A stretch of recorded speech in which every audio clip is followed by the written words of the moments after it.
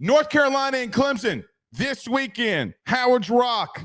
Joe, I know that you're going to hate me on this one, and it's okay because I hate myself a little bit for this pick that I'm going to make here later on tonight. Listen, I think that this could – I know that you've the last couple of weeks said that you thought that Cade Klubnik could make a push to start seeing signs that he is becoming a better quarterback. I think this is the game that he does it. I should have stayed with my offseason prediction about North Carolina. You want me to tell you why? I came out and said, look, I think that their pass defense is horrible. Well, then they beat South Carolina week 1. South Carolina looks so bad. And everybody's like, oh, man, their defense is really good. And I'm like, oh, damn, maybe I was wrong. Maybe I was too harsh on Gene Chizik. Joe, they are 83rd in the country in pass defense. I think that this could be a game that we could see Cade Klubnik take a step forward. But the massive thing for me in this one, I think that I know this sounds stupid. That damn phone call from Tyler and whatever Berg, okay, has energized this damn team. Tyler needs half of Dabo's buyout money right now because this team is playing with some serious heat.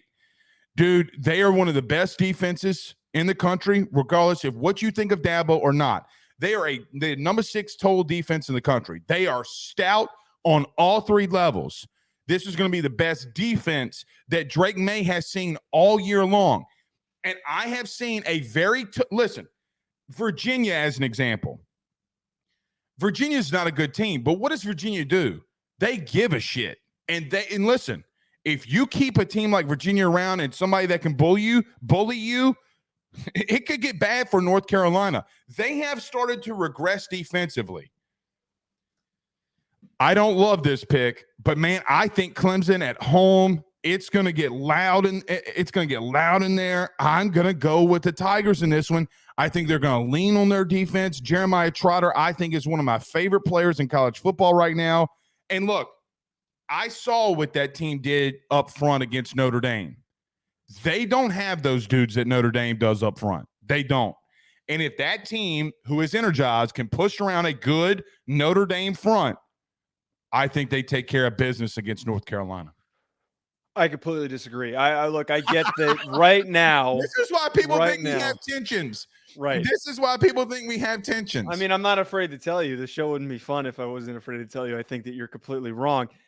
Look, I understand that this team is motivated and that they're playing a lot better than what they did in the first half of the season. It took that phone call. It took the Notre Dame game. This Georgia Tech game was very impressive. I really thought that Georgia Tech was going to play Clemson close. But plain and simple, they had 2 opportunities against teams that they matched up well with, and they were motivated.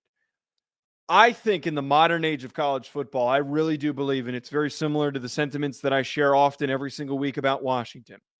I really do believe that it is going to be very difficult for Clemson to keep up with the offensive passing prowess of this UNC team.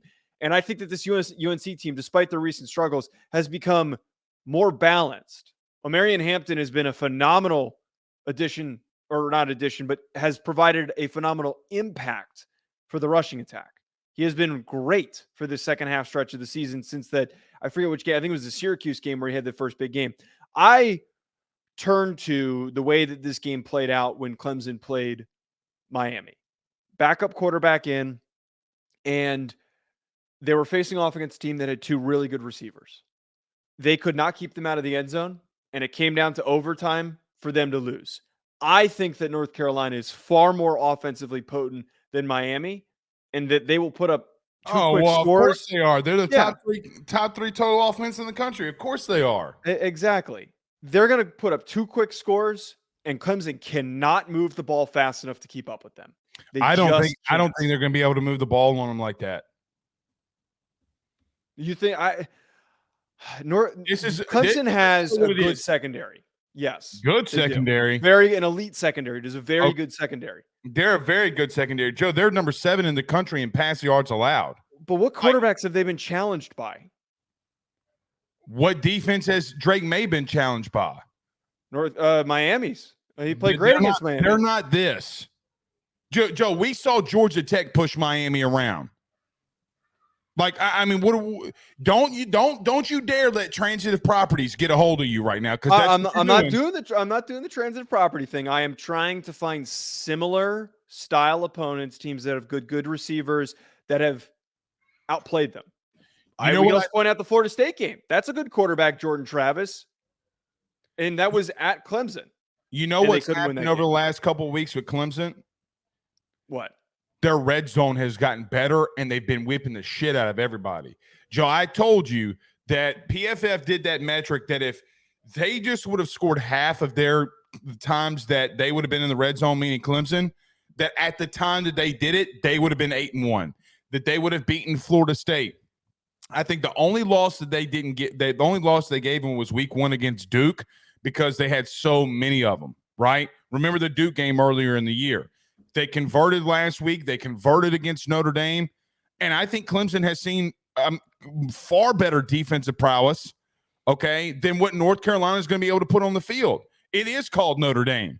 And you know what? I think the key to this game is North Carolina is 83rd in the country in rushing yards allowed. You said that they can't keep up.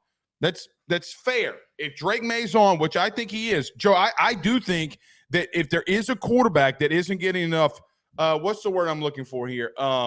Recognition for like Heisman talk. Okay, it is Drake May. All right. Yeah. Like nobody is talking about him. And you know what? It seems like he's completely fine with it, that he doesn't care. Like, hey man, I want to win football games and play football. Joe, they can keep up with them. They can keep up with them because Maffa, Shipley, and Klubnik, listen to me, they're going to run for 250.